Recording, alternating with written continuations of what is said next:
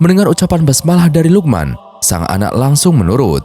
Ia pun menyeret anak tersebut ke dalam rumahnya untuk mencari keterangan maksud kejadian tersebut.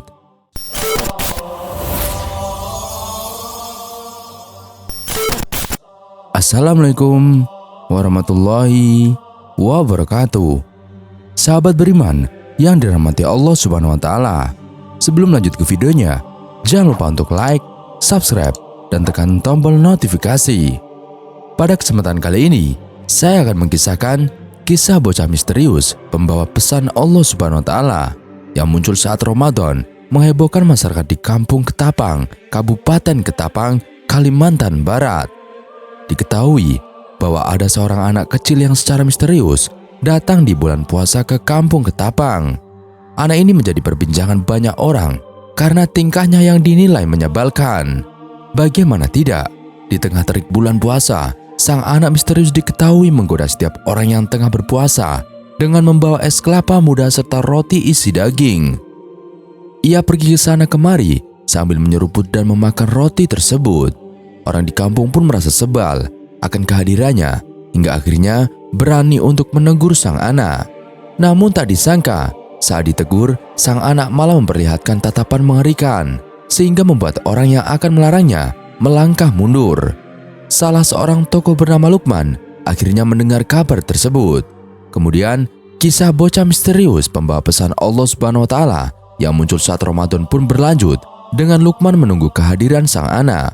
Benar saja, sang anak muncul secara misterius setelah ba'da zuhur dengan pakaian lusuh yang sama serta kelapa muda dan roti isi dagingnya. Luqman pun mendekati sang anak dan menegurnya. Ternyata bukannya takut, sang anak malah melotot kepadanya. Luqman pun membaca basmalah dan mencengkram leher anak tersebut. Ia menguatkan mentalnya dengan berzikir. Mendengar ucapan basmalah dari Luqman, sang anak langsung menurut. Ia pun menyeret anak tersebut ke dalam rumahnya untuk mencari keterangan maksud kejadian tersebut. Ada apa Tuhan melarang saya menyerut es kelapa dan roti isi daging ini? Bukankah ini punya saya? Kata sang anak dengan tatapan tajam. Maaf ya, karena itu kamu melakukannya di bulan puasa. Apalagi kamu tahu, harusnya kamu ikut berpuasa, malah ikut menggoda, jawab Luqman. Sang anak pun secara tiba-tiba langsung berdiri.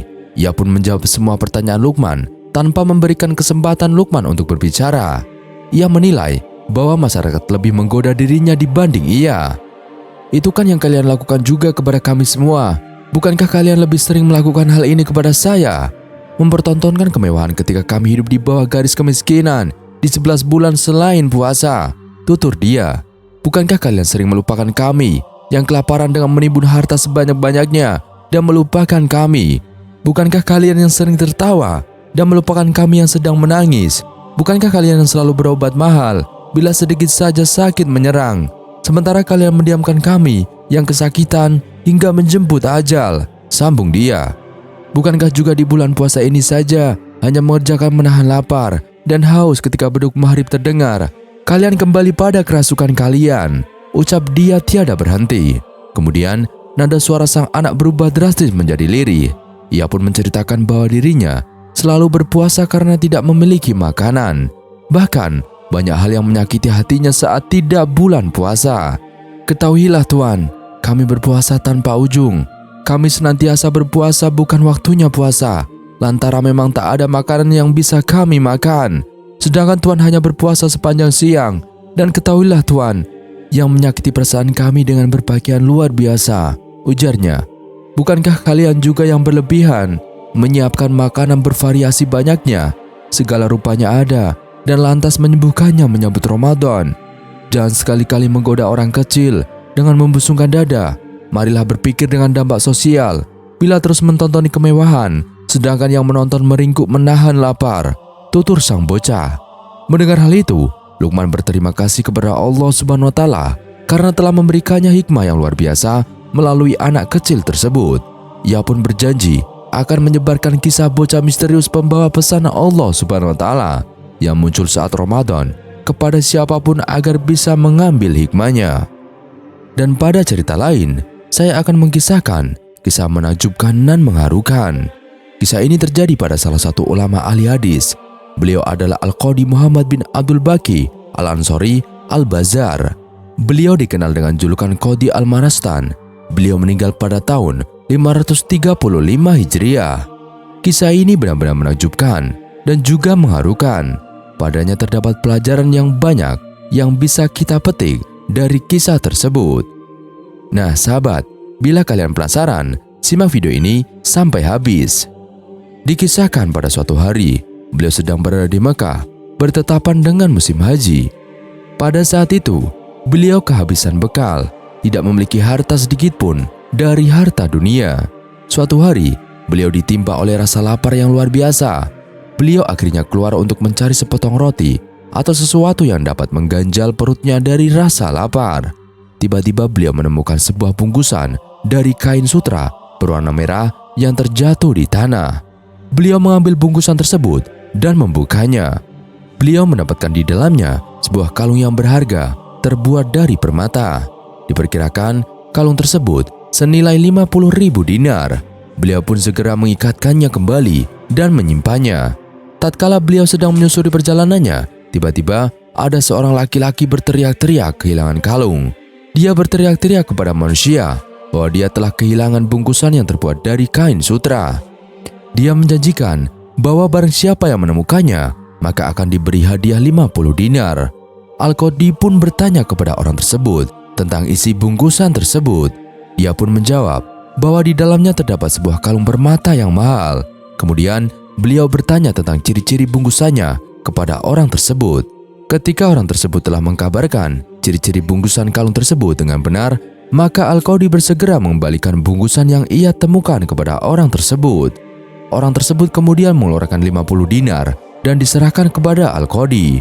Namun beliau enggan menerimanya sembari berkata, "Tidak sepantasnya bagiku mengambil upah dari barang temuan yang aku temukan dan aku kembalikan kepada pemiliknya.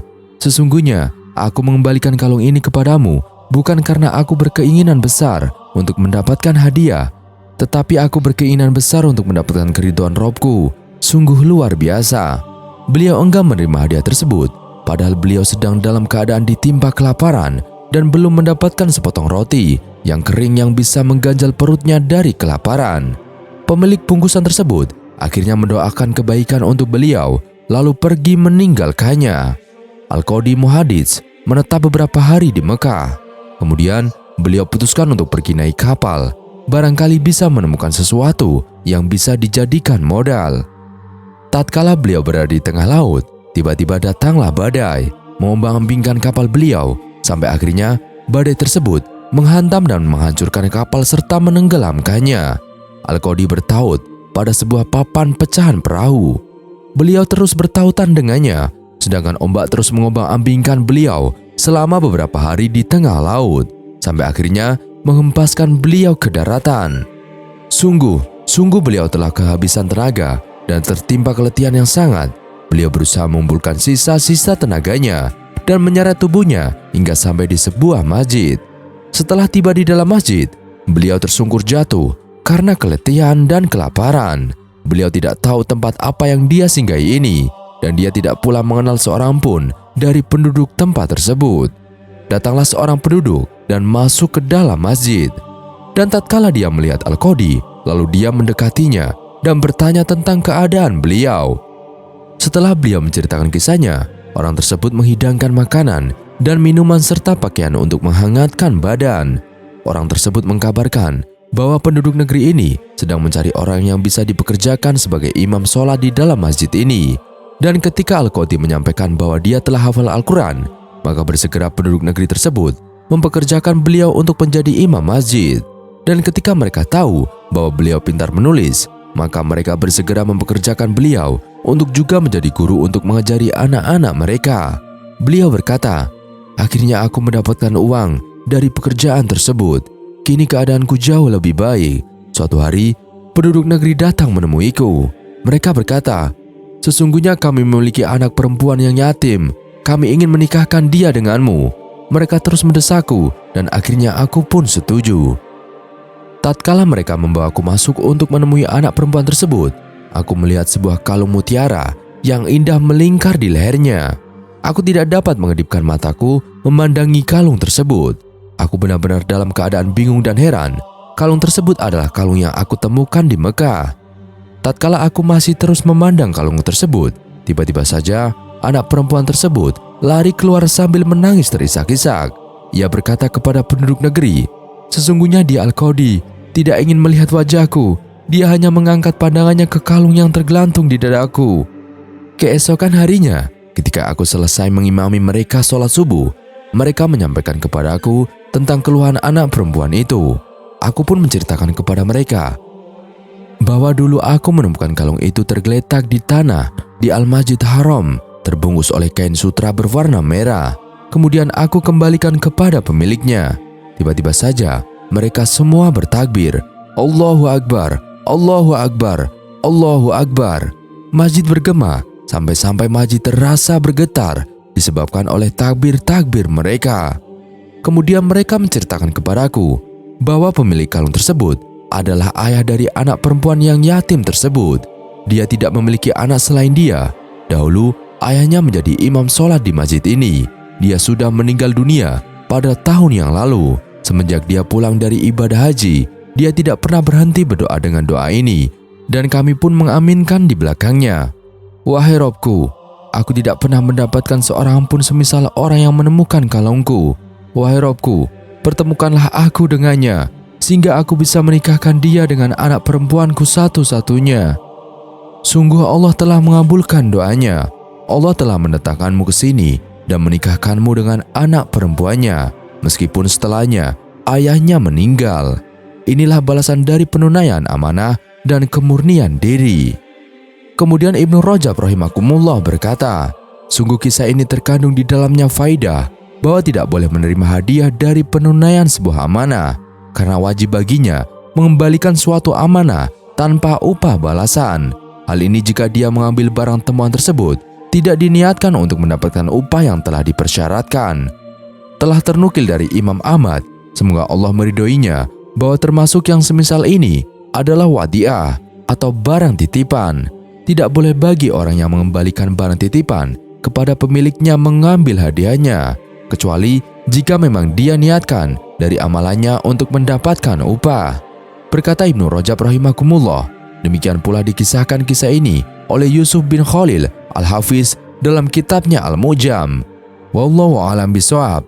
Semoga kisah kali ini bermanfaat. Kurang lebihnya kami mohon dimaafkan. Yang benar datanya dari Allah Subhanahu wa taala. Khilaf atau keliru datanya dari saya pribadi. Wassalamualaikum warahmatullahi wabarakatuh.